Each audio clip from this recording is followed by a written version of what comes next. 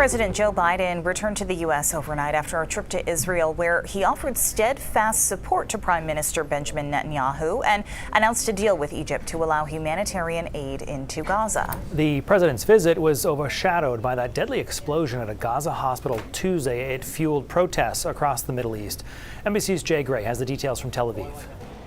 Well, hey there. It was a short visit, but made an impact. You can see in the headlines here what this says is Biden dictates rules of the game. And specifically, that has to do with humanitarian aid. The White House said that that was a big part of his mission during his short trip. And just as he left, Israel and Egypt announcing that they will allow humanitarian aid to cross the border at Rafah, the Gaza-Egypt border. It didn't start today, but they expect it could tomorrow. Right now, repairing some of the roadways that were damaged by Israeli airstrikes during this war. And then the trucks will begin to roll. 20 semis will be a part of this first delivery of food, water, and medicine. Something is desperately needed for 2 million or more caught in the crossfire, the civilians in Gaza right now with nowhere to go. They continue to stack at that border as well. Foreign nationals. The Secretary of State says there are as many as 600